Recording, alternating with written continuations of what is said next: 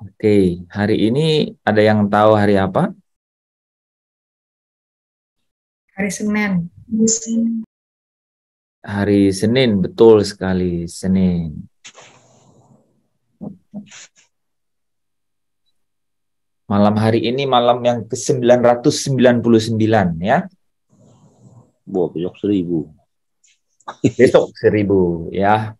03 kali. Ya, nah besok tuh 999 malam hari ini. Saya lagi nyari tadi apa ya. Oh, baru dapat nih. Ya, malam hari ini tuh malam yang ke-999. Pas malam penting nih, malam penting. Nah, teman-teman, sepenting apa itu? Sepenting hidup yang berharga, hidup yang mahal, ya, hidup yang apa ini? Hidup yang tidak ada unreplaceable, ya, tidak dapat diganti dengan apapun, dan itu yang Yesus Kristus berikan bagi dunia, ya. Itu adalah rencana Allah yang luar biasa bagi umat manusia. Tapi rencana ini rancangan Allah, saudara, ya. Ini rencana Allah. Nah, sukses, apakah kita sukses ikut di dalam rencananya Allah itu adalah tergantung respon kita, ya, di dalam hidup ini, ya. Tapi malam hari ini saya ingin jelaskan kepada kita mengenai rancangan mengenai kita yang ada pada Allah, ya. Dan itu rancangan yang luar biasa, ya. Artinya rancangan yang tidak ada yang sama dengan rancangan itu, ya. Saudara tahu bahwa ada malaikat bahkan sepertiga, ya, dari semuanya itu, dari jumlahnya itu tidak lagi ada di surga, tidak ada lagi ada di surga, tidak punya lagi tempat di surga. Itu kata kitab Wahyu, ya, tidak punya tempat lagi, dan tidak akan pernah, tidak ada jalan untuk kembali ke surga, tidak ada caranya, tidak ada rencana, no plans. Nah, saya dan saudara yang ada dalam miniatur surga, yaitu manusia pertama di Eden, sekalipun, ya, tidak mengikuti apa yang menjadi proyeksinya Allah untuk Eden, gitu ya, untuk manusia yang hidup di dalamnya, tapi Allah punya rencana. Allah punya rencana, ya. Dan rencana itu memiliki bentuknya adalah satu hubungan. Sehingga di formulasi, saudara, ya, ada tatanan itu di tempat yang di mana Allah berada, di tempat di mana Allah berada, itu ada tatanan yang sudah direncanakan oleh Allah. Dari sejak sekarang ini, ya, segala sesuatu untuk sampai ke situ itu saudara, ya, apa namanya, ya, diberikan jaminan. Nah, itu, ya, diberikan jaminan. Jadi ada jaminan untuk sampai ke situ. Ada jalan untuk sampai ke situ dan ada jaminan untuk sampai ke situ. Nah, itu, saudara, betapa validnya rancangan itu. Terkait sedikit dengan itu, saudara, ya. Mungkin saudara bertanya, itu rencana apa ya? Rencana saya, misalnya saudara punya rencana, ya. Rencana saya adalah misalnya setelah ini, ya, memiliki keadaan ekonomi yang cukup, dan kemudian misalnya membangun misalnya keluarga atau rumah tangga, kemudian atau membesarkan keluarga besar, gitu ya. Atau mungkin yang di tahap awal, ya, rencana saya adalah kemudian mencapai strata ya, khusus dalam jenjang pendidikan, kemudian menekuni dunia profesi, gitu ya. Apapun dunia profesi itu kemudian ya menghasilkan dan kemudian menjadi berguna untuk banyak orang, mulia kan, gitu ya. Itu rencana saya, gitu ya.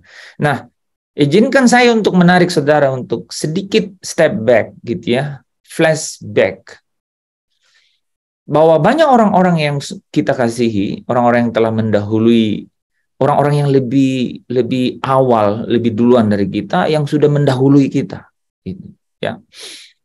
Beberapa hari yang lalu nih ya, salah satu keluarga saya itu sudah mendahului saya, gitu ya, mendahului kami, gitu ya. Dan itu memberi satu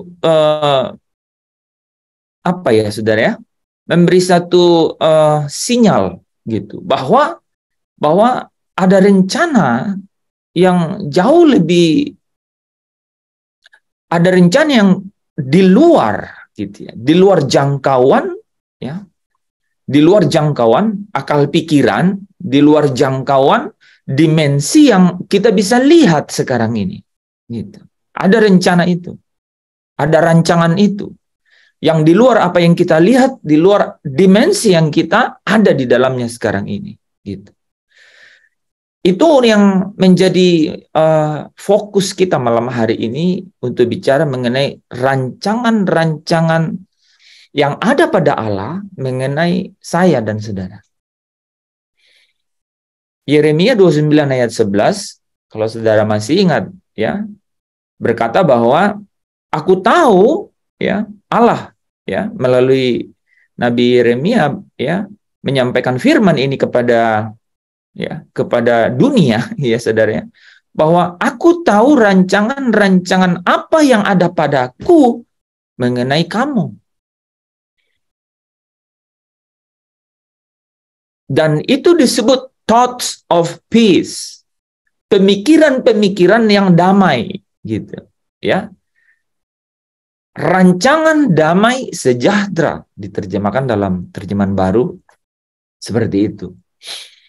Nah, malam hari ini saudara ya, kita masuk ke dalam bagian yang paling berharga dari damai sejahtera. Bapak Ibu, tidak ada yang bisa menahan kematian. Tidak ada yang bisa menahan perkabungan.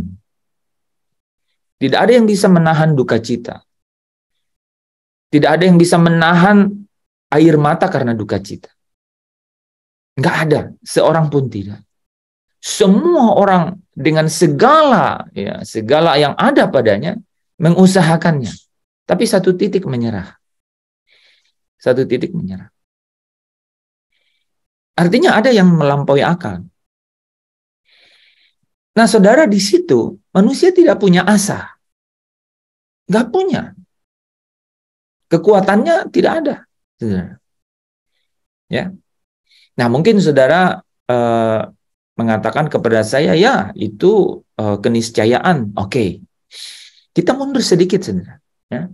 Mungkin saudara pernah melihat teman, saudara, keluarga gitu ya, atau ya orang yang saudara kenal yang sakit keras gitu, sakit yang kata dokter ini impossible gitu ya, ini sulit sekali disembuhkan ya. Saya tidak mau sebut nama penyakitnya karena tidak mau memberhalakan penyakit. Tapi ada keadaan kelemahan tubuh yang saudara mungkin pernah ya kenal teman, kenal saudara, atau saudara yang atau orang yang saudara kenal gitu ya. Di mana waduh, tidak ada harapan. Ketika dokter keluar, dia bilang kita tinggal tunggu Tuhan. Di mana? Ya, saudara ya, di saat-saat seperti itu di mana Allah? Apa yang Allah rancang tentang saya dan saudara di saat-saat seperti itu? Dua keadaan ini saudara dan saya masih lihat ya. Ketika keadaan yang sangat lemah, sakit gitu ya. Kemudian kita masih lihat acara perkabungan. Ya, mungkin penguburan kita masih lihat ya. Kita masih lihat. Bahkan ada beberapa suku di Indonesia yang masih lihat itu karena memang tidak artinya ditempatkan di satu tempat yang mudah dilihat gitu ya. Seolah-olah masih ada. Ya, seolah-olah masih ada gitu ya. Tapi saudara tahu nggak? Ya, ada hal yang lebih mengerikan dari itu. Ya, ada yang lebih mengerikan dari itu. Yaitu ketika benar-benar saudara nggak bisa lihat lagi gitu. Ya, habis saudara. Kemarin tuh salah satu acara penguburan itu adalah orang yang karena di Jakarta ini kan lahan tuh terbatas saudara. Jadi cari area itu nggak gampang, walaupun hanya untuk satu orang untuk tidur dan tidak gerak kemana-mana. Artinya mati sih sebenarnya. Tetap susah gitu, ya. Dan kemarin itu adalah yang ketiga, saudara. Susun yang ketiga. Jadi karena di bawah sudah ada 2, jadi akhirnya yang ketiga di atas, saudara. Kebayang ya, saudara? Artinya yang pertama dan kedua udah nggak ketahuan di mana.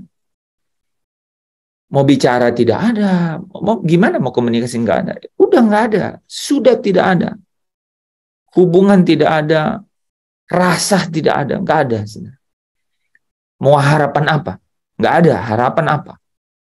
Ya, manusia deadlock, ya, deadlock, ya, deadlock itu tidak ada jalan, semua terkunci mati, deadlock. Bapak saudara yang dikasihi Tuhan, hari di mana kita ada adalah zaman akhir. Zaman akhir. Zaman akhir. Zaman akhir itu artinya zaman di mana diakhiri dengan Yesus akan datang kembali. Gitu. Itu zaman akhir. Yesus berkata, aku datang segera. Ya. Di Wahyu 22, aku datang segera. Rancangan Allah ya yang ada pada Dia mengenai saya dan saudara dalam keadaan-keadaan seperti itu tuh apa ya? Apa? Nah, teman-teman, ini sangat penting. Secara rohani ya, secara batinia, secara spiritual itu membangkitkan kekuatan yang luar biasa, ya. Ini membangkitkan kekuatan luar biasa. Bahwa di dimensi waktu yang kita lewati, yang kita lalui sekarang ini, itu berbatas, berakhir. Suatu saat nanti, cepat atau lambat, dia akan berakhir. Kalau bukan kita yang mengakhirinya, maka dunia ini satu hari nanti akan berakhir. Dan itu artinya, saudara, segala sesuatu itu lenyap. Segala sesuatu itu lenyap. Semua yang sementara akan binasa.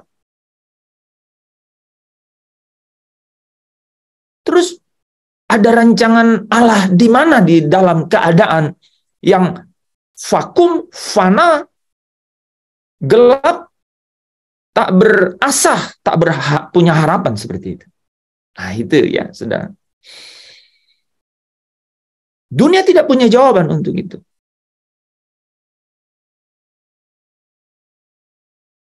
Satupun di seluruh jagat ini tidak punya solusi untuk itu. Enggak punya solusi untuk itu. Ya. Dan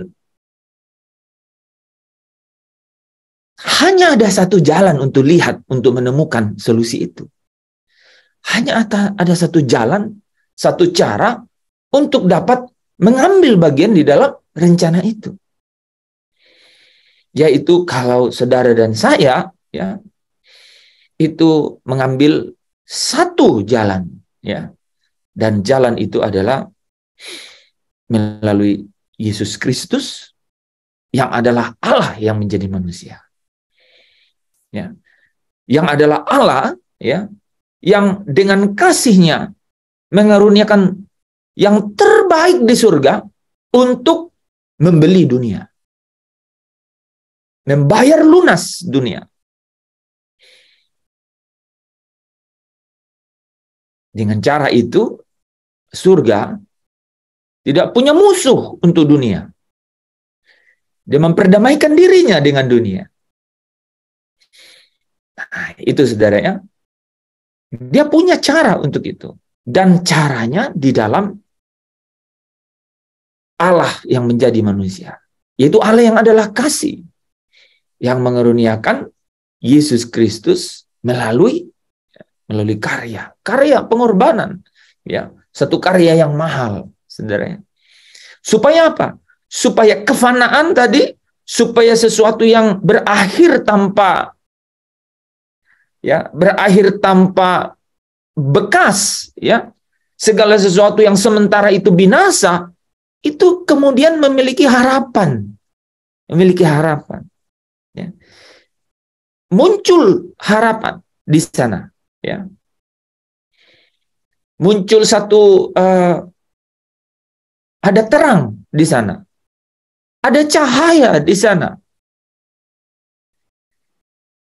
ada cerminan, ya, harga yang tinggi di sana, ya, sesuatu yang memiliki keharuman seperti surga di sana. Nah, itu tidak, darah dan daging tidak punya tempat di dalam kerajaan surga. Kalau saudara masih berdarah berdaging, nggak punya tempat di surga.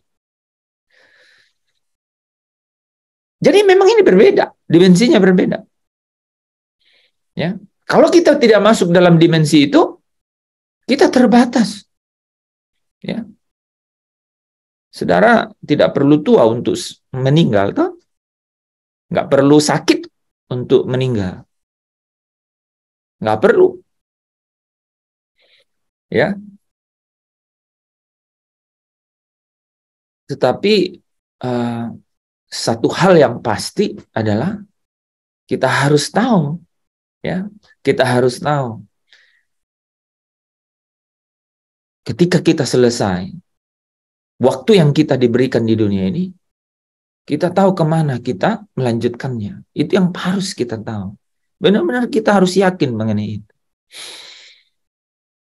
Apa yang ada di dunia ini, ya, ada banyak cara untuk mensiasatinya, ya. Dan semua kan berlalu kan. Demikian, ya. Dengan banyak hal dinamikanya, ya. Tetapi ingat bahwa satu saat nanti dia akan berakhir. Ya. Cepat atau lambat dia akan berakhir. Damai sejahtera, saudara, ya, itu melintasi, ya, dimensi hidup yang fana.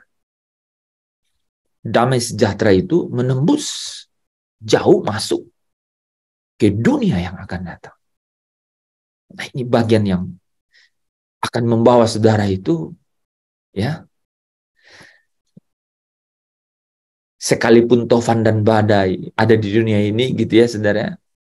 Tetapi saudara tahu bahwa di tengah, ya, di tengah angin ribut, ya, di tengah angin sakau katanya, ya, itu di tengah angin yang harus memakan korban, badai yang harus memakan korban, itu ada damai sejahtera yang dapat menembus jauh ke dunia yang akan datang. Ini saudara harus miliki. Kita pulang sendiri, tidak ada yang rombongan. Mungkin saudara bilang, kalau saya anak kembar mungkin bisa gandengan, tidak ada. Sendiri, berhadapan, ya. Yang antar bisa banyak, saudara, ya. Yang antar bisa banyak. Tapi menembus pintu, ya, alam maut itu, saudara, ya, sendiri, saudara. Nah, kita harus. Nah, ini yang, ya, bagian yang ketiga ini menarik, saudara. Karena apa?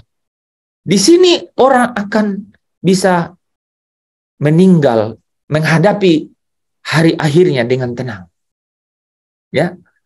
Nah, saudara, kalau ini mengenai rancangan-rancangan yang ada pada Allah mengenai saya dan saudara, maka pasti, ya, kalau saudara dekat dengan dia, saudara akan dikasih tahu waktu-waktu itu. Waktu dan saatnya itu. Saudara akan beristirahat, ya. di dalam keadaan yang ya menikmati damai sejahtera yang melintasi dunia yang binasa ini, dunia fana ini, ke dunia yang akan datang. Dunia yang tak berbatas waktu. Dunia di dalam kekekalan. Ya. Kalau saudara perhatikan di Yeremia 29 ya, ayat 11 ini, kita coba baca ulang ya.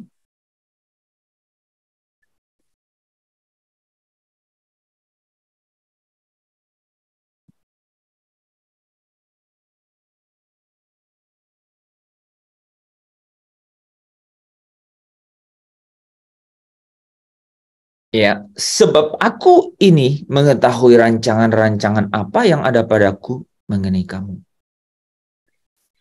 Demikian firman Tuhan. Yaitu rancangan damai sejahtera dan bukan rancangan kecelakaan. Menarik sekali dua kata ini, saudara. Ya, yaitu rancangan damai sejahtera dan bukan rancangan kecelakaan. Dua kata ini saja, ya, rancangan damai sejahtera dan bukan rancangan kecelakaan, itu benar-benar kita harus ya tahu itu apa maksudnya, ya. Karena memang ada rancangan kecelakaan, saudara. Ya. Ada rancangan kecelakaan, ya. Dan rancangan kecelakaan itu berakhir di kegelapan. Dan kegelapan itu digambarkan oleh Yesus. Betapa mengerikan kegelapan yang itu tuh, ya. Di dalam Injil Matius 13 ya. Nah, tetapi saudara, ada rancangan damai sejahtera, dan rancangan damai sejahtera itu disebutkan di sini adalah apa?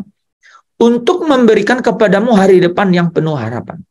Izinkan saya memberikan saudara beberapa terjemahan lain ya. Saya ambil dari bahasa Inggris supaya semakin mendekati ya. Di New King James Version ya, itu dikatakan to give you a future and a hope. Seolah-olah ada dua kata ya, masa depan dan harapan. Di NIV, to give you hope and a future. Masih sama nih, saudara. Tapi yang menarik buat saya adalah di King James Version. Hanya satu kata. To give you an expected end. Kalau dalam bahasa aslinya, saudara, ya, kita bisa lihat, memang satu kata tuh sebenarnya. Expected end. Ini maksudnya apa, saudara? Itu satu akhir yang benar-benar punya arti dan punya makna, punya sesuatu yang tinggi. Nah, jadi itulah rancangan damai sejahtera Allah. Dia sebenarnya ya merancang kita untuk sampai di satu keadaan yang melampaui akal. Ya, melampaui akal. Saudara tidak dapat bayangkan, tidak dapat hitung sejak sekarang ini. Nah, ini menarik nih. Ya, di dalam teori ini, saudara ya, mengenai hari depan atau masa depan, itu ada yang disebut masa depan yang absolut, masa depan yang mutlak, gitu. Masa depan yang tidak dapat dihitung dengan keadaan-keadaan yang ada sekarang. Saya berikan contoh ya.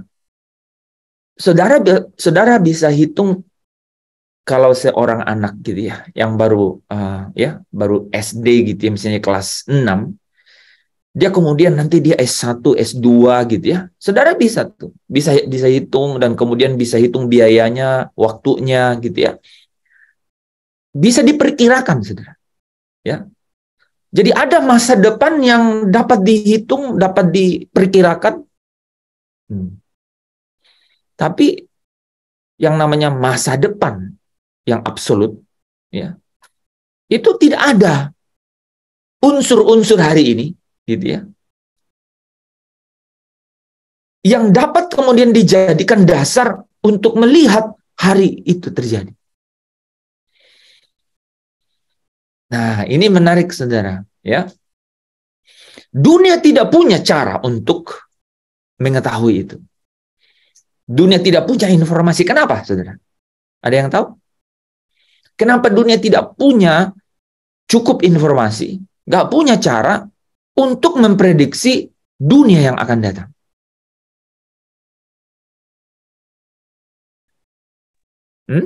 Dunia tidak memiliki sumber itu. Dunia tidak punya sumber itu. Kenapa dia nggak punya sumber itu?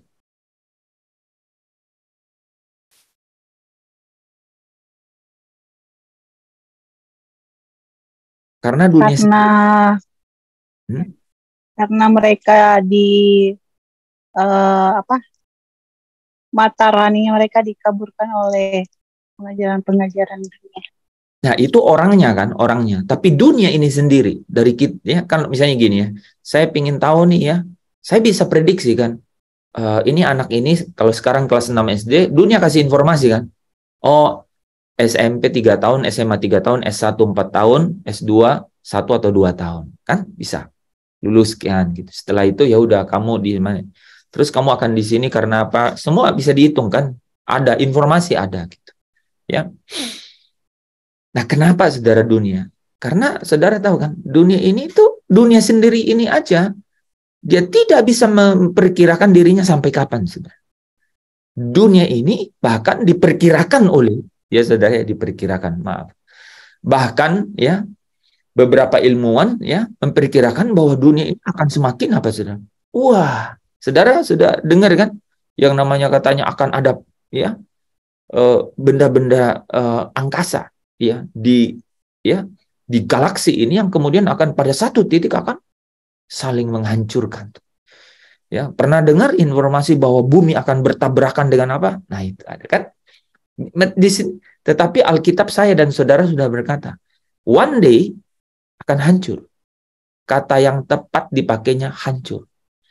Dalam bahasa yang paling terakhir disebut lenyap. Tidak ada lagi, tidak bisa dilihat lagi, atau luput dari pandangan. Ya, belum tentu hilang, saudara. Lenyap, saudara tahu lenyap ya. Saudara kalau lenyap, belum tentu hilang. Tapi tak ada, luput dari pandangan, tidak terlihat lagi. Nah, ya. Oke, jadi kalau saudara tanya saya, bumi ini kira-kira benar-benar hilang nggak? Ya, enggak. Menurut saya enggak. Dia akan tetap ada, tapi lenyap. Tidak luput atau hilang dari pandangan kita. Tidak lagi dapat dilihat. Ya. Nah, siapa yang dapat melihatnya dan siapa yang tidak bisa melihatnya? Ini yang ada di dalam Yeremia 29 ayat 11. Siapa yang memiliki rancangan damai sejahtera dan siapa yang memiliki rancangan kecelakaan? Jadi kalau New King James Version berkata, rancangan damai sejahtera ini itu adalah an expected end. Sesuatu yang benar-benar paling terakhir yang diharap-harapkan. Nah, saudara mau berharap apa, saudara? Ya, mungkin kalau masih muda, wah sepertinya tuh ya masih ada tangga-tangga harapan yang lumayan gitu. Tapi saudara kalau lihat, tanya teman-teman yang sudah senior ini, nggak banyak lagi, saudara. Ya, mungkin awal-awalnya masih berusaha untuk cat rambut, tapi setelah 5-7 tahun cat rambut, sudah lepas. Ya, udahlah. Ya, terima, ikhlas terus saja. Setelah itu, boro-boro cat rambut, saudara. Ya, kumis sudah nggak dipotong.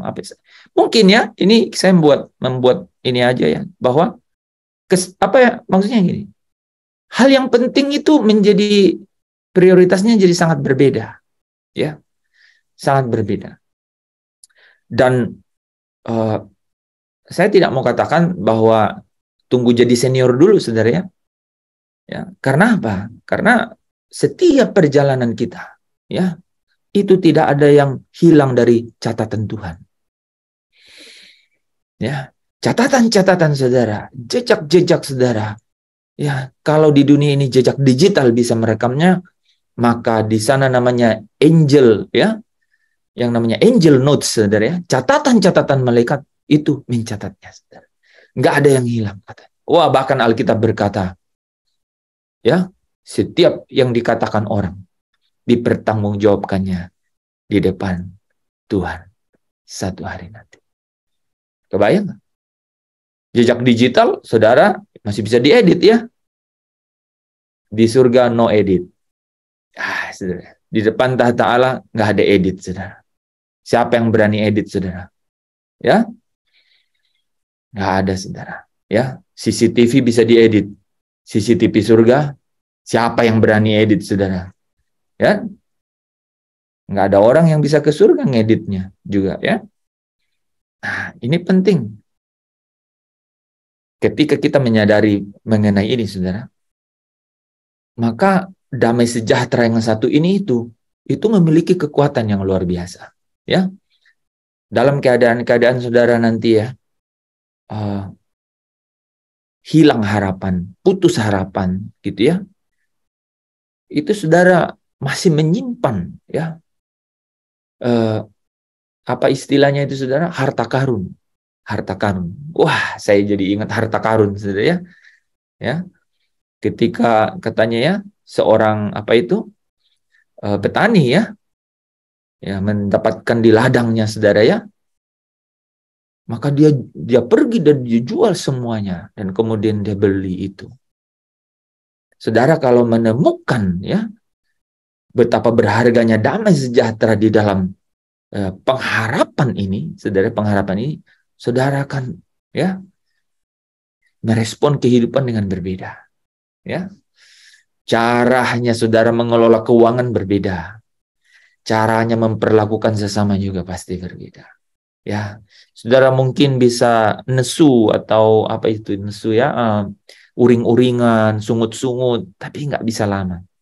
Saudara nggak tahan, karena saudara tahu ya, saudara akan selalu diingatkan bahwa wah, damai yang dia berikan amat besar. Sekarang kalau saya nyanyi itu udah beda kan? Landscape, mindset, fantasi beda. Waktu saya bilang sangat besar, bayangannya kemana? Melintasi alam yang sementara. Menembus dunia yang akan datang. Sangat besar. Wah, merinding tuh, saudara. Itu kekuatan saya dan saudara. Amen. Tidak di bumi ini, tidak di dunia ini, tapi di dunia yang akan datang. Ya, amin, saudara. Kalau nih saudara ya, kalau mau beli sesuatu sampai ya saudara ya, kalau masih ada yang lain yang lebih perlu, tahan saja, saudara. Nanti di sana, ya, ya. Apalagi kalau harus nyingkirin yang sana dan sini itu, janganlah, ya, jangan. Bapa di surga tahu keperluanmu. Bapa di surga tahu keperluanmu. Jadi kalau kau perlu, Tuhan, ya, Tuhan pasti tahu. Makanya menarik, saudara, kalau kita tanya orang yang gimana, caranya gimana? Nah, nasihatnya gimana, saudara? Pokoknya kamu rasa damai. Itu betul, saudara. Hari ini ketika engkau mungkin ingat ya, dulu kan itu cerita lama ya, kita sudah tahu itu ya. Kalau kita ditanya orang, kira-kira gimana ya, kita jawabnya gimana? Ya pokoknya di hati kamu gimana, harus damai, ya. Ya damai, itu yang penting. Hari ini, saudara dan saya memiliki kekayaan akan arti itu. Bahwa bahkan nih ya, engkau bisa memahaminya bahwa oh iya ya, damai yang bahkan ada damai yang melintasi kehidupan yang sementara ini. Ada damai yang benar-benar menembus sampai ke kehidupan yang akan datang. Wah, itu sudah. Nah, kita hidup nih di zaman akhir. Di mana apa katanya? Kasih kebanyakan orang itu menjadi dingin. Karena apa? Cinta uang. Karena apa lagi? Tidak menghormati orang tua. Ya. Terus bagian-bagian akhir di 2 Timotius 3 itu katakan apa, saudara? Mereka melakukan ya, apa yang mereka pikirkan baik dan tidak mendengarkan ya nasihat-nasihat. Bebal manusia di akhir zaman ini. Kasih kebanyakan orang menjadi dingin. Jadi kita nggak bisa berharap. Harapan kita, pengharapanku hanya Yesus saja. Ya, jadi di dalam kebenaran Kristus saja memang kita harus menaruh pengharapan kita itu. Bahkan malam ini kita belajar sesuatu yang melampaui itu. Nah, saya ingin masuk lebih dalam ya dengan pengantar itu, saudara ya, bahwa milikilah damai sejahtera yang tidak hanya berhenti di dunia yang fana binasa ini, tapi menembus sampai ke dunia yang akan datang. Sampai engkau dapat merasakan, saudara, ya, betapa ya kebenaran itu ingin menarikmu untuk segera, ya. Aku, apa katanya? Bawa aku ke sana, ya, saudara. Punya hasrat begitu. Ajar aku setia, ya, mengerti semua maksud dan jalanmu. Ya, berhenti di situ dulu, saudara. Karena kata berikutnya itu tidak mudah diucapkan, bahkan terkesan basa-basi kalau nggak ngerti yang pertama. Nah, di beberapa hari ke depan ini, bahkan mungkin sepanjang bulan ini, saya ingin kita ngelotok dulu di sini. Saudara, yang kemarin pertama dan kedua saya kasih frame.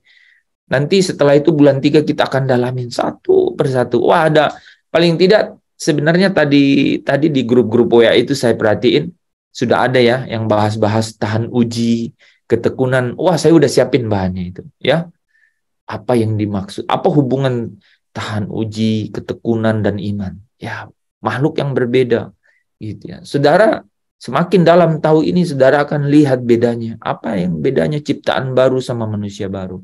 Apa bedanya manusia baru dan manusia Allah? Ya. Di mana Roh Kudus berperan di dalam situ. Nanti kita akan habiskan itu sampai akhir tahun ini. Tapi ini penting untuk menjelaskan kekuatannya dulu, saudara. Kekuatannya. Dan bagi saya, saudara, ya, saudara ya, banyak lah ya di Jakarta itu kan segala model kehidupan ada, saudara ya. Bandung gitu ya, Surabaya itu ya, Jogja, wah itu model-modelnya macam-macam, saudara. Ya, dinamikanya banyak, bervariasi. Tinggal pilih warna saja, Mejiku Hibinium, ya, warna pelangi ada. Tapi saudara, dasarnya berangkat dari mana dan berakhirnya di mana, dunia tidak punya. Kalau kita memulainya di dalam Kristus, itu sangat berbeda. Ketika kita bilang, aku bukan aku lagi. Nah, itu memang beda sekali. Nah, beda sekali di situ. Ya, itu pertama. Yang kedua adalah ketika kita tahu mengakhirinya di mana. Itu berbeda juga. Jauh sekali berbeda. Ketika kita bisa katakan bahwa kebahagiaanku itu nanti di sana, ya. Sungguh-sungguh nanti di sana. Kalau di sini bahagia, gambarannya pasti takarannya sangat terbatas dibanding dengan apa yang nanti saya akan lihat di sana. Ini bukan janji-janji saudara ya, palsu, saudara ya. Ini adalah kebenaran yang saudara bisa rasakan sejak sekarang ini, ya. Nah, Bapak Ibu saudara yang dikasihi Tuhan, ya.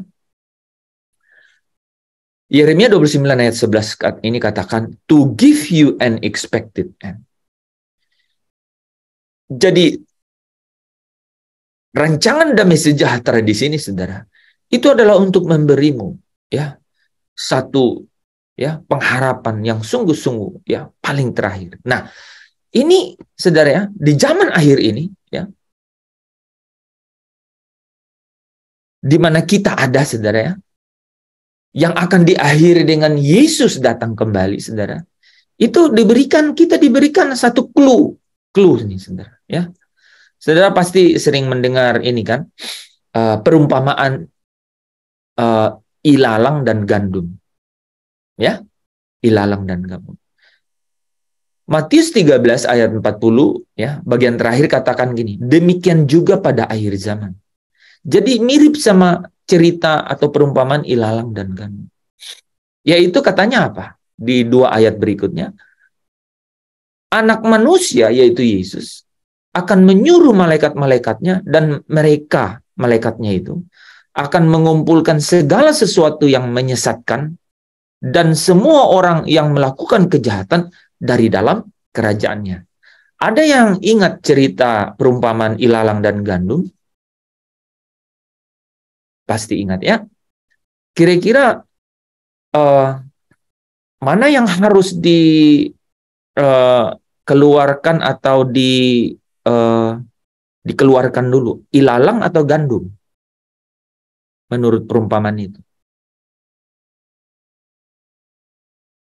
Dibiarkan tumbuh bersama-sama. Dibiarkan tumbuh bersama-sama. Pada akhirnya mana yang harus dikeluarkan terlebih dahulu? Ilalang atau gandum? Gandum. Oke, Bu Esther bilang gandum. Ilalang. Ilalang. Pak Daniel bilang ilalang. Ini kalian Alkitab beda.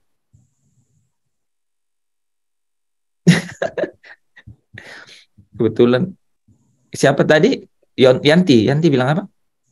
Ilalang. Ilalang.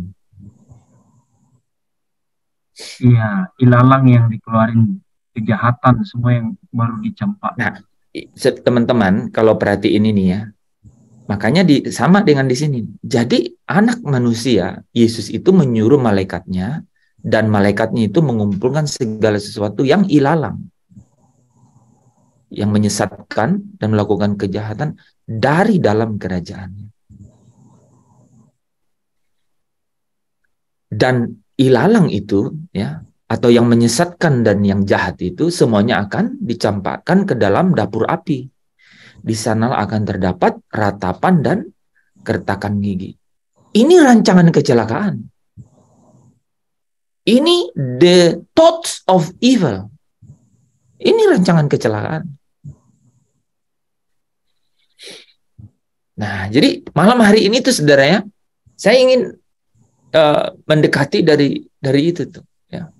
Dan ini menarik sekali menurut saya. Pasti nyerempet kemana-mana ini, saudara. Tapi wah, ini penting lah untuk kita diskusikan, ya. Kita pahami sama-sama, ya. Kita diskusikan sama-sama.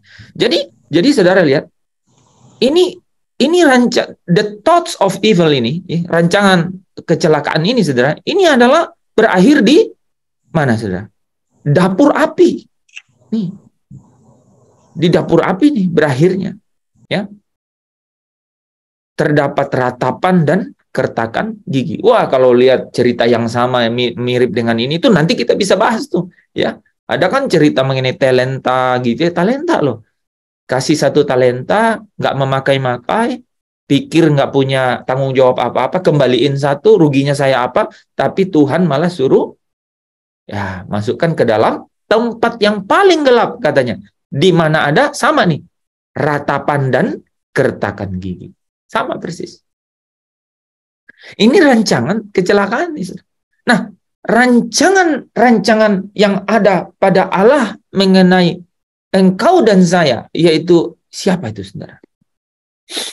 Orang-orang benar. Nah, ini orang-orang benar. Orang-orang benar, ya. Ayat 43 berkata, pada waktu itulah. Kapan itu? Di akhir zaman itu, saudara. Orang-orang benar, pada waktu itulah maksudnya kapan, saudara? Pada saat anak manusia itu datang, ya, bersama dengan malaikatnya. Pada waktu itulah orang-orang benar akan bercahaya. Saudara ingat kata-kata bercahaya?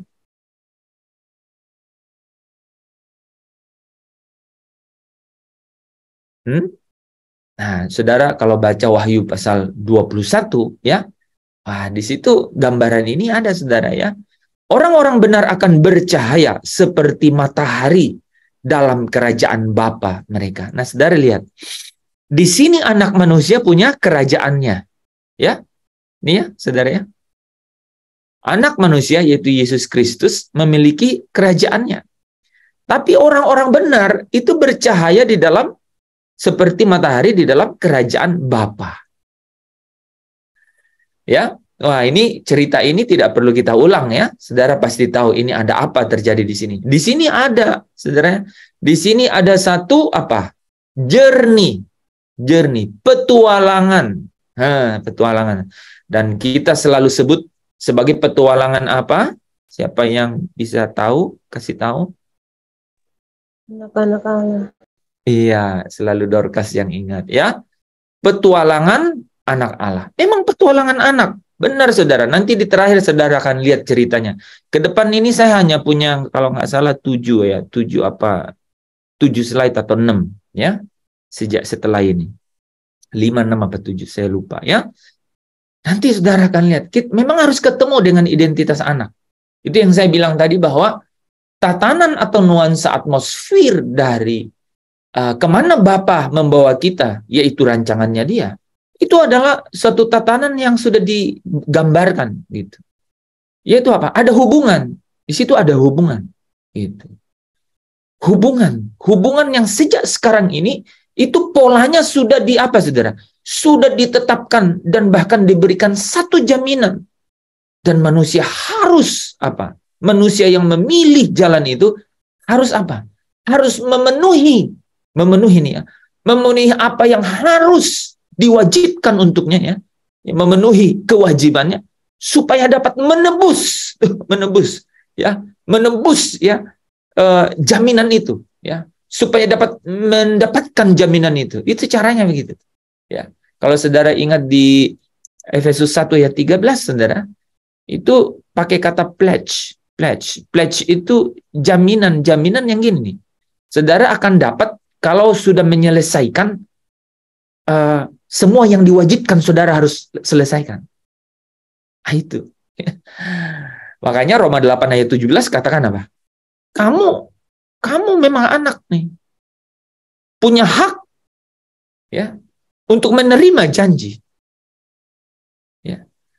Ya, yaitu warisan. Ya. Nah, ini yang harus kemudian apa? Kemudian kita harus masuk ke dalamnya, yaitu perlombaan yang diwajibkan itu untuk bisa meraihnya itu. Ya.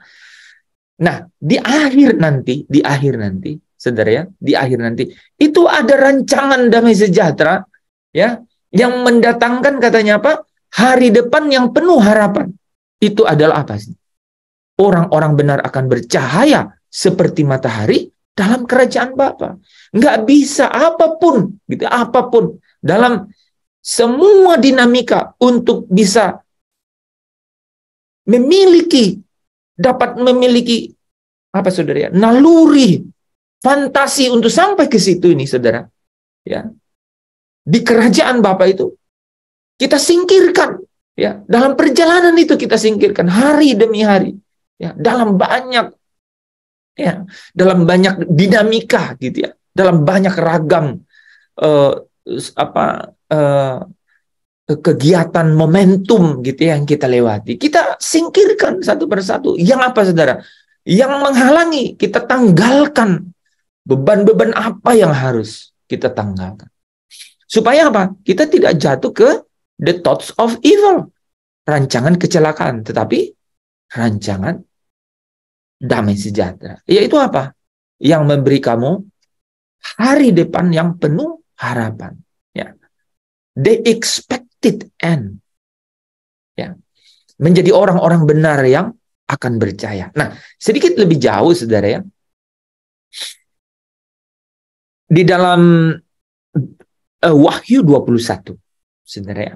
Wahyu 21, ayatnya yang keempat sampai ayatnya yang keenam, nih saudara ya. Saya bagi dua nih saudara. Ya, harapan seperti apa itu saudara? Saudara kalau baca ayat ini harusnya saudara ingat situasi-situasi yang sulit dihadapi oleh manusia. Ya, Ia akan menghapus segala air mata dari mata mereka. Ya, dan maut tidak akan ada lagi, saudara ya. Hal-hal yang paling tidak bisa dihindari oleh manusia, ya. Sekalipun ya saudara-saudara tahu nggak, semua orang ya bahkan mungkin menghabiskan banyak waktu dan banyak tenaga dan banyak hal-hal lain hanya untuk apa saudara? Ya, sebenarnya secara tidak sadar seolah-olah mau menghindarinya, saudara ya. Tidak akan ada lagi perkabungan, ya, atau ratap tangis atau duka cita. Dikatakan di sini saudara apa? Segala sesuatu yang lama itu telah berlalu. Ia yang duduk di atas tahta itu berkata apa? Lihatlah, aku menjadikan segala sesuatu baru. Damai yang Dia berikan sangat besar. Itu adalah damai yang menembus, ya, sampai ke dunia yang akan datang, ya, yang membawa saudara menikmati, ya, wah, ya, mencicipi, kalau saya mau bilang, saudara, ya, mencicipi. Kalau saudara mencicipi itu artinya apa, saudara, ya? Artinya belum bisa makan, ya, masih tunggu dulu, cicip saja dulu, tunggu dulu, ya, kita belum mulai makannya, cicipi, saudara, begitu kira-kira. Sebelum sampai waktunya saudara, paling tidak saudara bisa, ya, memiliki, ya, suasana batin, memiliki cakrawala berpikir, gitu, ya. Saudara bisa memiliki itu, ya, yang namanya damai sejahtera yang ada di dalam kerajaan Bapa. Karena dia katakan, aku menjadikan segala sesuatu baru. Ya. Tuliskanlah, karena segala perkataan ini adalah tepat dan benar. Dan Bapak Ibu Saudara yang dikasihi Tuhan, ya, firman-Nya lagi kepadaku, semuanya ini telah terjadi. Aku adalah Alfa dan Omega, yang awal dan yang akhir. Jadi, ada gambaran yang kebenaran ini membawa kita, saudara, menemukan solusi bahwa apa yang kita lihat, yang menemui keputusasaan sebagai keniscayaannya, saudara, ya, yaitu duka cita, maut, perkabungan, itu akan berlalu. Dan segala sesuatunya akan menjadi baru. Bahkan sebaliknya, saudara. Ini rancangan damai sejahteranya, saudara. Orang yang haus akan kuberi minum dengan cuma-cuma dari mata air kehidupan. Artinya apa? Artinya, ya, kalau saudara ingat Yohanes 4 ayat 13 dan 14, ya, kepada perempuan Samaria itu Yesus berkata, air yang kuberikan ini, ya, tidak akan membuat engkau haus lagi. Wah, saudara, coba saudara bayangkan, kira-kira saudara nikmati nggak hari ini mengenai itu? Ya, tapi tidak permanen. Ya, saudara, ya, tapi tidak permanen. Ya, kenapa? Karena kita ada di dalam bejana yang, ya, bencana yang sementara, ya, kemah yang sementara. Namanya tubuh fana, tubuh yang fana, tubuh yang tubuh yang hina, tubuh yang fana, ya, tubuh yang hina, tubuh yang fana, ya, ada di dalam keadaan ini, ya, yang satu hari nanti memang harus selesai, ya. Orang yang haus akan kuberi minum dengan cuma-cuma dari mata air kehidupan. Artinya apa? Rancangan damai sejahtera, ya, yang sungguh-sungguh ada di dalam kerajaan Bapa itu, orang tidak akan merasa haus lagi, ya, karena akan terus-menerus mendapatkan minum, ya, dari mata air kehidupan, ya. Ini sebenarnya sangat terkait, saudara, ya, karena ini kalau saudara perhatikan ini itu satu rangkaian ini sampai ayat 6. Di ayat 4 berkata mati atau maut, saudara-saudari. Maut, ya. Maut yang membawa kematian tubuh, ya. Di sini ada mata air kehidupan, ya. Hidup, ya. Makanya di kitab Wahyu dikatakan dialah yang hidup, bukan hanya berarti dia sudah hidup kembali, tapi dialah pemilik kehidupan itu. Nah, makanya disebut dia yang hidup dengan huruf besar, ya. Karena dialah pemilik kehidupan itu, ya. Jadi damai sejahtera saya dan saudara, wah, menembus sampai ke kerajaan Bapa. Kita bisa dari hari ini, saudara, memiliki pola itu. Menarik kita untuk apa? Untuk ini salah satu, saudara, yang membuat kita tidak kemudian terobsesi, ya, dengan dunia, dengan apapun dunia ini, ya, kenikmatan, kemewahan, janji-janji, gitu, ya. Ini supaya kita tidak terobsesi, itu kita harus benar-benar memiliki saudara, kebenaran, ya, fantasi kebenaran nih, saudara, ya. Bayangan satu kebenaran mengenai damai sejahtera yang ada di rumah Bapa. Harus gitu, ya. sejak sekarang ini. Aku menjadikan segala sesuatu baru. Dan orang yang haus itu akan diberikan minum dari mata air kehidupan. Kita tidak akan pernah merasa dingin, tanpa harap, kecewa. Nggak ada rasa-rasa itu, nggak ada tuh sebenarnya. Nggak ada. Karena apa? Engkau akan terus dipuaskan. Ya, engkau akan terus dipuaskan. Ya. Nah, Bapak Ibu Saudara yang dikasihi Tuhan, ya. Di akhir zaman itu, di zaman akhir itu ya, di akhir zaman itu Saudara, di akhir zaman itu bahkan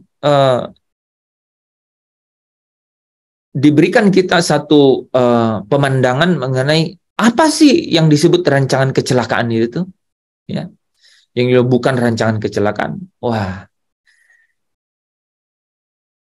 di dalam Wahyu 14 ya, ayat 9 dan 10 ini digambarkan, ya, digambarkan Saudara, ya.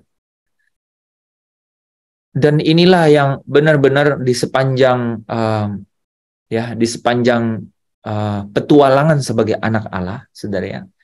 Journey atau petualangan ini kita harus benar-benar mengerti, ya, keadaan ini, ya, keadaan-keadaan ini, bahwa rancangan kecelakaan itu memang ada, ya. Rancangan damai sejahtera itu memang ada. Dan kita harus selalu memiliki kepekaan untuk selalu memilih, ya, untuk berjalan di rancangan damai sejahtera itu, ya. Sudah ada, sudah ditetapkan, bahkan ada jaminan. Wah, kata jaminannya itu pakai kata itu loh Saudara, ya.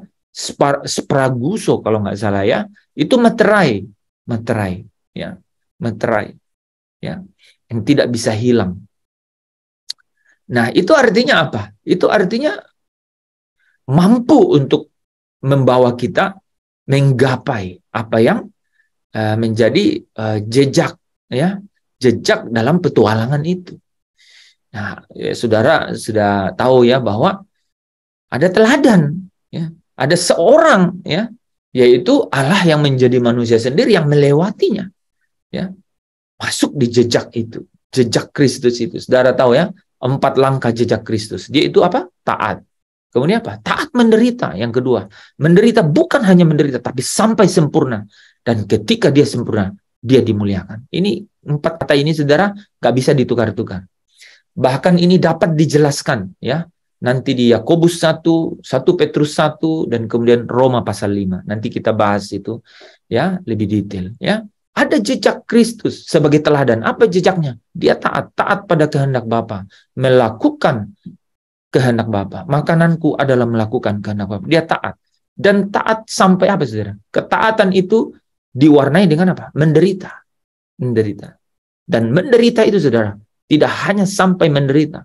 Menderita sampai membawa kesempurnaan. Makanya Saudara kalau pelajari Yakobus 1, 1 Petrus 5, ya, Roma pasal 1 Petrus 1 dan Roma pasal 5 itu bicara persis hal yang sama, ya, sampai mencapai kemuliaan, Saudara, ya. Nah, Bapak Ibu Saudara yang dikasihi Tuhan, tapi ada rancangan kecelakaan. Nah, Saudara bisa lihat.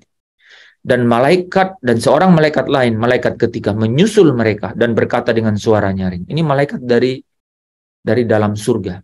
Jikalau seorang menyembah binatang dan patungnya itu, saya jelasin sedikit, Saudara, ya. Binatang dan patungnya itu, Saudara, ya, itu bicara mengenai apa? Mengenai roh yang melawan Kristus, yang tidak mengakui Kristus sebagai Tuhan, yang menolak Kristus, gitu, ya. Dan kemudian apa? Yang melakukan dan kemudian juga ikut di dalam apa yang menjadi produk dari produk ini, yang dihasilkan filsafat, Saudara, prinsip-prinsip yang dihasilkan oleh apa? Oleh hal-hal yang benar-benar menolak Kristus sebagai Tuhan, ya. Itu patungnya, Saudara, ya. Binatang dan patungnya itu, ya. Nah, ini bicara mengenai binatang yang keluar dari dalam air dan binatang yang keluar dari dalam laut. Ini bicara mengenai antikris dan nabi palsu. Tapi di Wahyu pasal 14 ini, kata binatang itu akhirnya cenderung ke antikris, gitu ya. Dan menerima tanda pada dahinya atau pada tangannya artinya apa? Dia melakukan, bahkan udah menjadi pola pikirnya. Pikirannya itu udah diwarnai dengan itu. Ya, saudara ya. Maka ia akan minum apa, saudara? Ini nih. Ini satu istilahnya apa ya? Ini satu penggambaran, saudara ya. Saudara bisa lihat. Minum dari anggur murka Allah yang disediakan tanpa campuran dalam cawan murkahnya. Ya, dan ia akan disiksa dengan api dan belerang di depan mata malaikat-malaikat kudus dan di depan mata anak domba. Saudara bisa lihat di depan Yesus. Saudara ya. Jadi Allah lah memang yang ya, kita nggak pernahnya Yesus, saudara. Ya, nggak pernah, saudara. Kita ketemu tuh murka Allah tuh, ya. Nah, ini menarik ya, saudara ya. Di depan mata malaikat-malaikat kudus dan di depan mata anak domba. Wah, ya. Kita bisa gambarkan nanti ini, saudara. Ini sebenarnya cerita mengenai ini, saudara ya. Ketika Babel besar itu sudah runtuh nih ya. Dan kemudian saudara ya, maut itu akhirnya dikalahkan ya.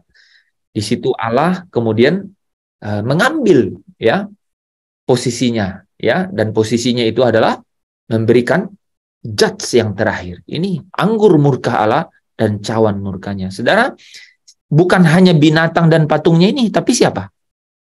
Jikalau seorang menyembah. Jadi ada orang ya yang kemudian menyerahkan dirinya kepada apa? Ya, kepada the spirit of evil. Saya ulang. The spirit of evil. Jadi roh jahat atau roh-roh yang menolak Kristus ya.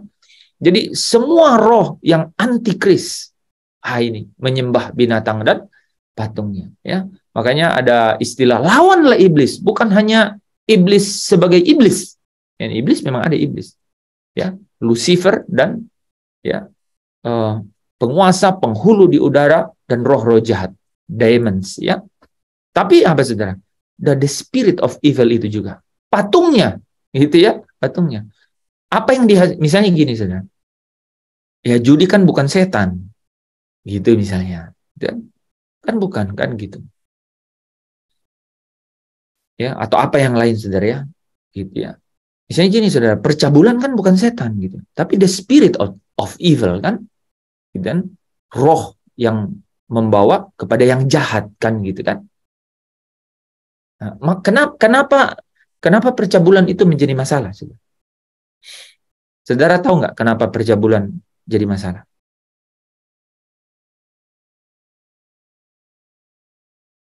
Benar, harus dapat intinya. Kenapa perzinahan dan percabulan itu jadi masalah? Karena apa?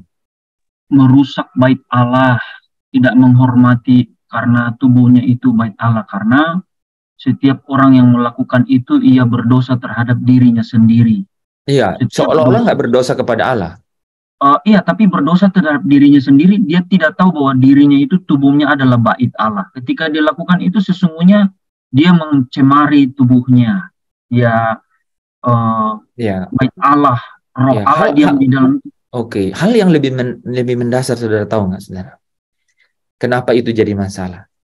Ya, dan itu kalau saudara lihat itu dipertentangkan sampai nih Babel besar nih ngomongannya nih sampai terakhir itu ngomongnya cuman masalah percabulan nih sampai terakhir. Jadi kita dapat sesuatu, wah ini kenapa, saudara?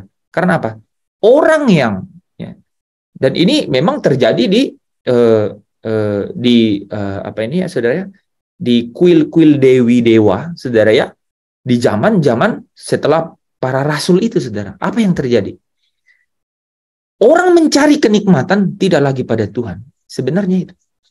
Allah itu cemburu.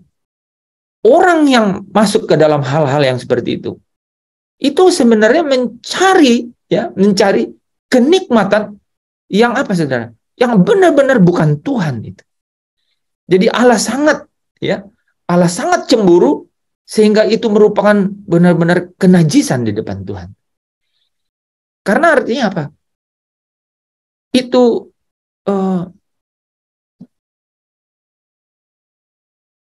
apa ya, mempunyai berhala yang lain, mengejar ya kepuasan di luar Tuhan. Nah, Tuhan paling tidak suka diduakan, ya. Allah yang namanya cemburuan. Ah, itu ya, itu dan apa saudaranya? Dan iblis gitu ya, naga besar ular tua itu ya, naga besar ular tua itu iblis. Itu saudara ya, itu selalu membawa manusia ke situ. Untuk apa? Untuk menarik, membawa manusia memuaskan keinginannya di situ. Keinginannya di situ. Sehingga apa? Dia di luar Tuhan. Dia membelakangi Tuhan. Dia tidak perlu Tuhan. Gitu. Ya, dia tidak perlu Tuhan. Nah, jadi keadaan-keadaan itu saudara ya, itu membawa manusia terseret dan kemudian terjerat di dalamnya. Itu membawa manusia jadi terbelenggu di dalamnya. Ketika terbelenggu, nah itu ya udah tidak ada pilihan lagi ya. Itu sulit sekali, hampir mustahil untuk keluar dari situ ya. Tetapi bagi Tuhan tidak ada yang mustahil ya. Ya, tapi saudara bisa bayangkan situasinya tidak mudah ya. Nah, jadi orang yang mengikuti cara dunia itu saudara ya, itu akan minum dari anggur murka Allah ya. Tetapi saudara ya, di ayat 12 dan 13 sebaliknya. Ya, dikatakan begini. Yang penting di sini ialah di dalam keadaan-keadaan seperti ini. Yang penting di sini adalah apa? Ketekunan orang-orang kudus. Muncul kata ketekunan saudara ya. Ini pasti ada hubungannya dengan iman. Yang penting di sini adalah ketekunan orang-orang kudus yang menuruti perintah Allah dan iman kepada Yesus. Muncul kan saudara ya? Kita bisa jelasin dari ayat ini juga nih, ya. Menuruti perintah Allah dan iman kepada Yesus. Dan aku mendengar suara dari surga berkata. Ini ya, tuliskan. Berbahagialah orang-orang mati yang mati dalam Tuhan sejak sekarang ini. Sungguh, kata Roh, supaya apa? Mereka boleh beristirahat dari jerih lelah mereka, karena segala perbuatan mereka menyertai mereka. Nah, ada yang menarik di sini, saudara. Ya, jadi ketika the thoughts of evil atau rancangan kecelakaan itu berakhir dengan murka Allah dan cawan murka Allah, maka ada yang menarik, ya. Ketekunan orang-orang kudus. Nah, ya, ketekunan orang-orang kudus. Kok bisa dimunculin ketekunan orang-orang kudus? Ini saya balik saudara, ini ayat 9-10 di atas 12-13. Kenapa ketekunan orang kudus? Karena apa? Imannya kepada Yesus diuji. Tidak ada ketekunan tanpa ujian. Ya saudara ya. Jadi ketika dia memiliki iman kepada Yesus, nah ini imannya tidak kepada Yesus. Dia menyembah binatang dan patung. Berakhir dengan murka, cawan murka. Sementara orang yang punya iman kepada Yesus, yang diuji imannya, harus diuji, dia akan menimbulkan ketekunan. Makanya ada istilah ketekunan orang-orang kudus. Satu saat nanti saudara akan lihat cerita yang ini saudara tahu nggak? Ini baru bicara ketekunan orang-orang kudus, ya. Dan diberi kata apa ya, penghiburan yang luar biasa di sini, dikatakan berbahagialah orang yang mati. Orang yang mati dalam keadaan imannya sudah diuji, ya, yang menimbulkan ketekunan, ya, menimbulkan ketekunan, ya. Dikatakan apa? Semua yang dia lakukan itu sekalipun dunia ini fana, yang artinya semua di dalamnya akan binasa, tapi, ya, mereka yang mati dalam Tuhan, apapun yang saudara kerjakan, lakukan dalam Tuhan, tentu saja yang sesuai dengan perintah dan kehendak Tuhan, itu apa saudara katanya? Perbuatan-perbuatan mereka menyertai mereka. Tidak akan hilang. Tidak akan hilang, ya. saya lupa ya, 2 Korintus 15 ayat 58 atau 1 Korintus 15 ayat 58. Ya. Bahwa pekerjaanmu di dalam ya, persekutuanmu dengan Tuhan ya tidak sia-sia, ya. Kalau engkau mengakhirinya di dalam Tuhan, mati dalam Tuhan, maka apa katanya? Segala perbuatan mereka menyertai mereka. Mereka boleh beristirahat. Nah, ini nanti cerita lain. Artinya ada tempat di mana mereka dapat nyaman di situ, ya. Nah, kita lanjut ya, Saudara. Jadi Allah tidak menetapkan orang-orang yang tekun, ya, yaitu ketekunan orang-orang kudus tadi untuk ditimpa murka. Ya. Nih dari sini coba ya nanti bisa dikembangkan. Ya, karena Allah tidak menetapkan kita untuk ditimpa murka. Inilah rancangan damai sejahtera itu. Bukan rancangan kecelakaan, bukan rancangan murka Allah, bukan rancangan cawan murka Allah, ya. Tetapi beroleh keselamatan oleh Yesus Kristus Tuhan kita yang sudah mati untuk kita, supaya entah kita berjaga-jaga, entah kita tidur, kita hidup bersama-sama dengan Dia. Ya, dalam terjemahan sederhana Indonesia, supaya saudara jangan sampai bilang, oh, kita tidur juga bisa selamat, ya. Jangan sampai ya. Ini coba lihat ya terjemahannya ya. Sehingga kita pasti hidup bersamanya, entah kita sudah mati atau masih hidup pada waktu Dia datang kembali. Ya. Ini saya ambil yang penjelasan ini ya.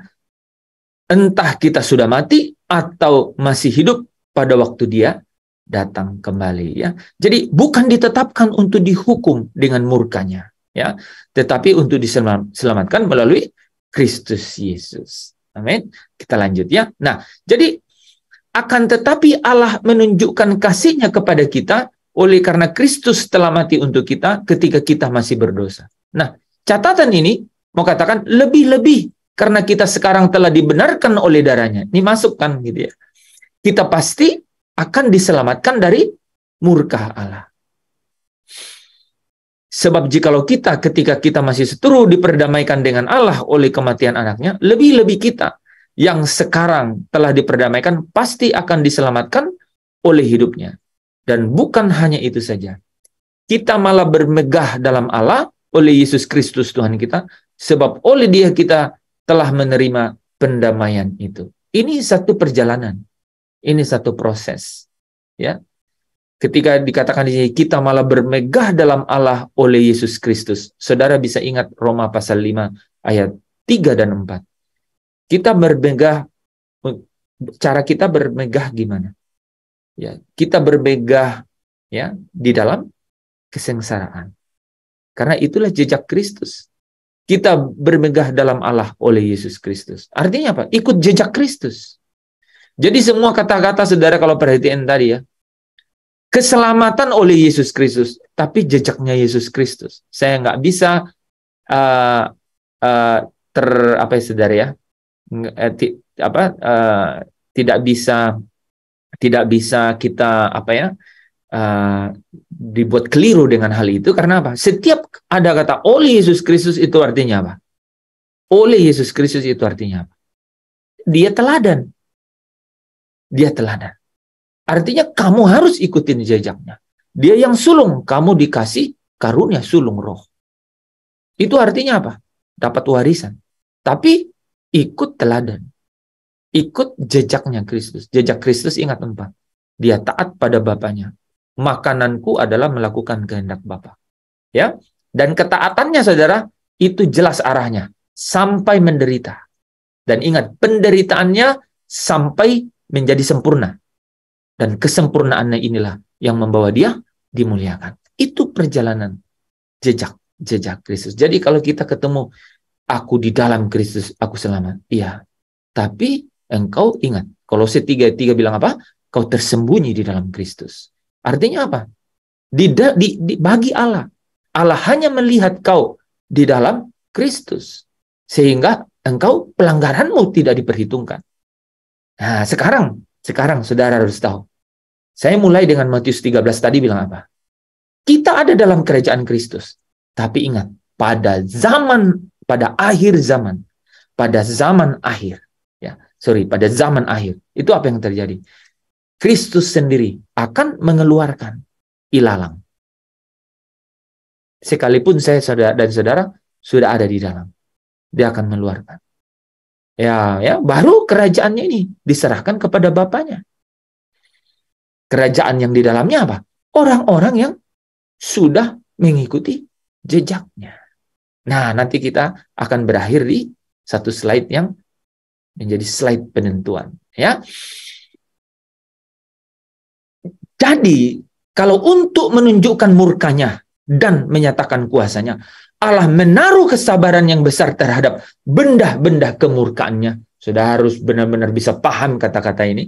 Yang telah disiapkan untuk kebinasan. Ini tuh saudara, kalau saudara baca ini, inilah the thoughts of evil. Inilah rancangan kecelakaan itu. Saudara bisa lihat nggak? Benar-benar rancangan kecelakaan. Kalau untuk menunjukkan murkanya, Allah menunjukkan murkanya. Dan menyatakan kuasanya bahwa dia adalah pengendali seluruh jagat, langit dan apapun. Di bumi dan di surga. Ya, Allah menaruh kesabaran yang besar terhadap benda-benda kemurkaannya yang telah disiapkannya untuk kebinasaan. Kalau saudara ditanya, apa sih rencana kecelakaan? Ini rencana kecelakaan itu. Ya. Nah, justru sebaliknya. Bagi orang yang memiliki ketekunan, orang-orang kudus. Orang yang punya ketekunan tadi ya, bukan hanya orang berpunya iman kepada Yesus loh, ya, ketekunan orang-orang kudus. Justru untuk apa katanya? Menyatakan kekayaan kemuliaannya atas benda-benda belas kasihannya. Saudara bisa bandingkan ya, benda-benda kemurkaan dan benda-benda belas kasihan, ya, yang telah dipersiapkannya untuk kemuliaan, yaitu siapa? Iya, saya, ya. Saya, ya. Ini penting saudara ya, yang telah dipanggilnya bukan hanya dari antara orang Yahudi tetapi juga dari antara bangsa-bangsa lain, seperti yang difirmankan juga dalam kitab Nabi, yang bukan umatku akan kusebut umatku dan yang bukan kekasih kekasih. Saudara kalau ingat Efesus 2 pasal 2 kan mengatakan bahwa dialah damai sejahtera kepada kamu yang jauh dan kepada kamu yang dekat. Ya, yang membawa kepada salib 2, katanya kan, 2 ya. Untuk disatukan di dalam dirinya, katanya kan, menjadi manusia baru. Betul? Ingat ya, Efesus pasal 2 ya, ayat 14 sampai 19 ya. Ini ya, yang bukan umatku akan kusebut umat. Yang bukan kekasih kekasih ya. Nah, Bapak Ibu Saudara yang dikasihi Tuhan, ya. Jadi damai sejahtera itu menembus sampai ke kota Allah. Tempat perhentian. Saudara harus tahu yang namanya tempat perhentian itu, ya. Kitab Ibrani menuliskannya gini, saudara. Sebab itu baiklah kita waspada, supaya jangan ada seorang di antara kamu yang dianggap ketinggalan. Ya, sekalipun janji akan masuk ke dalam perhentiannya masih berlaku. Karena kepada kita diberitakan juga kabar kesukaan sama seperti kepada mereka, kepada dunia semuanya. Tetapi katanya apa? Firman pemberitaan itu tidak berguna bagi mereka. Karena apa? Tidak bertumbuh bersama-sama oleh iman dengan mereka yang mendengarnya. Ini sekali lagi muncul kata iman, ya. Jadi saudara, ini kata iman ini nanti kita juga benar-benar bahas di sini ya. Bagaimana tatanan atau perannya di dalam petualangan sebagai anak Allah, ya. Karena saudara bisa lihat ya, karena tidak bertumbuh bersama-sama oleh iman dengan mereka yang mendengarnya. Jadi imannya, saudara ya, imannya tidak memiliki kualitas. Ya. Imannya tidak memiliki kualitas. Dan kualitas iman itu hanya dengan cara apa? Dimurnikan. Dan cara memurnikannya adalah diuji. Itu saudara ya. Itu ya. Nah, itu yang tidak teruji. tidak masuk ke tempat perhentian. Sebab kita yang beriman, muncul saudara ya, akan masuk ke tempat perhentian. Iman yang mana? Iman pasti yang tahan uji, ya. Sehingga ini muncul nih saudara ya. Ya muncul nih saudara, ini rancangan damai sejahteranya Allah nih ya. Yaitu kita yang beriman akan masuk ke tempat perhentian. Tetapi apa? Rancangan kecelakaan apa? Aku bersumpah dalam murkaku, Allah berkata, mereka tak akan masuk ke tempat perhentianku. Saudara bisa lihat?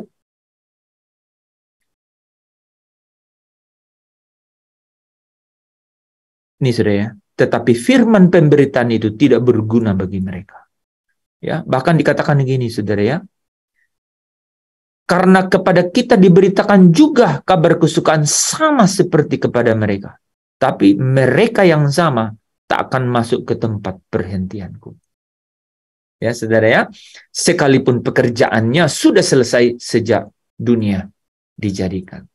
Nah, barang siapa percaya kepada anak. Nah, ini saudara jadi bisa dijelaskan sekarang ya. Ini kan ada ayat yang sangat singkat nih yang sering seorang orang pakai, ini Yohanes 3 ayat 36 ya. Barang siapa percaya kepada anak, ia beroleh hidup yang kekal. Dapat perhentian. Tapi kalau mau dapat perhentian harus punya kualitas iman. Tetapi barang siapa tidak taat kepada anak, ia tidak akan melihat hidup. Melainkan apa katanya? Murka Allah tetap ada di atasnya. Ini kata saudara kalau baca ini, sekalipun pekerjaannya sudah selesai sejak dunia dijadikan. Itu apa maksudnya? Orang yang tidak ditebus dari kegelapan itu tetap ada di bawah hukuman. Sudah ada di bawah hukuman. Ya itu. Ya, sekalipun pekerjaannya sudah selesai sejak dunia dijadikan. Nah, itu ya. Itu adalah perjalanan akhir orang-orang fasik. Tetapi perjalanan akhir orang-orang benar itu adalah telah dipilih, telah ditetapkan sejak semula sebelum dunia dijadikan untuk kudus tak bercacat, untuk menjadi anak-anak Allah oleh Yesus Kristus Tuhan. Amin, saudara. Rancangan damai sejahtera. Ya. Nah, terakhir saudara ya, sehingga Bapak Ibu saudara yang dikasihi Tuhan, engkau yang memiliki rancangan damai sejahtera ini. Ya, saudara pasti tahu ayat ini kan? Sangat tahu. Tetapi malam ini saya potong saya highlight dengan bagus ya. Apabila Kristus menyatakan dirinya, apa katanya? Kita akan menjadi sama seperti Dia. Artinya apa, saudara? Kita akan memiliki tubuh yang tidak fana dan tidak hina lagi, saudara. Tubuh yang mulia, saudara. Ya, the man of God, manusia Allah. Kita akan menjadi sama seperti Dia.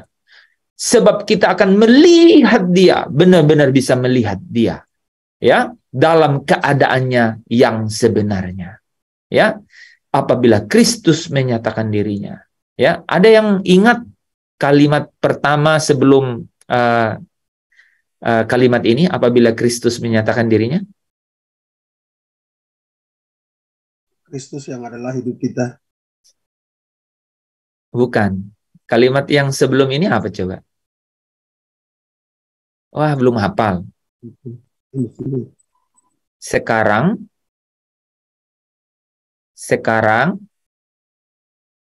keadaan kita belum kelihatan. Enggak, ya itu udah mirip-mirip. Tapi apa? Sekarang kamu,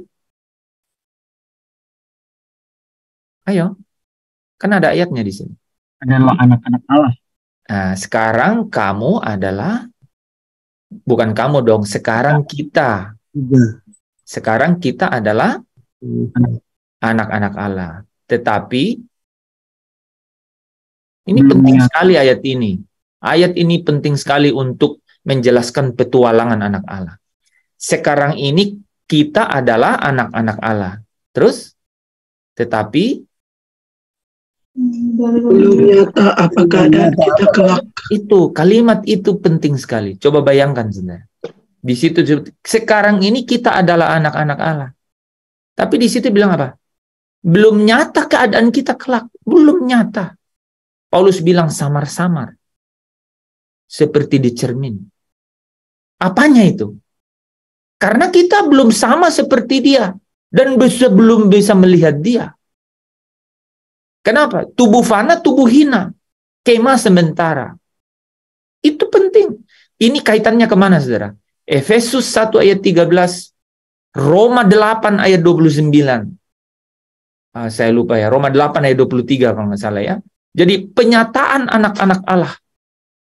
Atau penebusan kita untuk menjadi milik Allah. Itu dua kata yang sama persis. Ya. Ada petualangan anak-anak Allah. Nah, saudara, dan engkau telah membuat mereka menjadi satu kerajaan. Tapi kita ini sejak dunia, sejak semula sebelum dunia dijadikan, itu udah jadi kerajaan. Namanya kerajaan anaknya. Suatu kerajaan. Dan menjadi di dalam kerajaan itu, menjadi imam dan raja. Wahyu pasal 21 ayat 7 yang terakhir. Barang siapa menang. Makanya saudara, kalau saudara lihat, saya sampai membuat gambar nih. Ini gambar saya edit ini, saya create ini. Saudara kita bisa melihat Yesus dalam keadaan sebenarnya. Ya. Saya pasang roh di belakang itu, merpati. Kita tetap selama-lamanya tidak akan bisa melihat Allah. Kan dia itu roh. Tapi saudara dan saya bisa melihat Yesus. Ya. Barang siapa menang, ia akan memperoleh semuanya ini. Dan Allah berkata apa, saudara? Ini Allah. Dan aku, Allah. Ini Allah Bapa. Dan aku akan menjadi Allahnya. Dan ia akan menjadi anakku. Petualangan kita berakhir di sini. Siapa yang menang, berakhir dengan jadi anak. Dan memperoleh semuanya. Amin. Mari kita tutup dalam doa. Bapa, kami tidak berhenti-hentinya mengucap syukur untuk setiap kebenaran yang Engkau puaskan ke dalam dahaga jiwa kami, sehingga kami dikuatkan, kami dihiburkan, kami dipenuhi dengan sukacita, damai sejahtera. Kami diberi pengharapan-pengharapan baru. Kami diberitahu bahwa Tuhanlah pengendali segala sesuatunya, dan kami melabuhkan seluruh pengharapan kami hanya kepada Tuhan. Kami melabuhkan seluruh kegelisahan, kegentaran, keterbatasan kami di dalam tubuh yang fana hina ini, dalam daging ini, kepada Tuhan. Karena kami tahu dan percaya bahwa kebenaran ini sungguh-sungguh akan memerdekakan kami dan membawa kami kepada kemenangan demi kemenangan. Sampai satu hari nanti kami sempurna dalam iman. Terima kasih Bapa. Firman-Mu adalah kebenaran. Dan kebenaran ini pasti memerdekakan kami. Yang sakit Tuhan sembuhkan. Yang berbeban berat Tuhan lepaskan. Karena di dalam kebenaran firman-Mu, mereka akan menerima kepuasan dahaga dan jiwanya. Bapa, terima kasih. Engkau memiliki rancangan-rancangan mengenai kami di dalam Engkau, yaitu rancangan damai sejahtera. Allah yang adalah sumber damai sejahtera. Terima kasih Bapa. Bapak Ibu, saudara yang dikasihi Tuhan, Engkau ada di penghujung acara malam hari ini. Tapi saudara jangan pernah melewatkan Allah melawat engkau malam hari ini. Karena firman-Nya itu akan membawa engkau dan saya di dalam kemenangan demi kemenangan. Kemenangan iman, pertandingan iman itu. Dan ingatlah bahwa Allah sebagai sumber damai sejahtera itu, Allah sumber kasih karunia itu, akan tetap menyertai engkau. Mulai malam hari ini sampai Maranatha. Sampai kita berjumpa dengan Yesus, Tuhan kita, Juru Selamat, kekasih jiwa, dan penyelamat kita. Saudara yang percaya, yang diberkati bersama dengan saya katakan, Amin. Amin. Amin. Amin. Amin. Oke, teman-teman, kita sudah selesai. Tapi kalau teman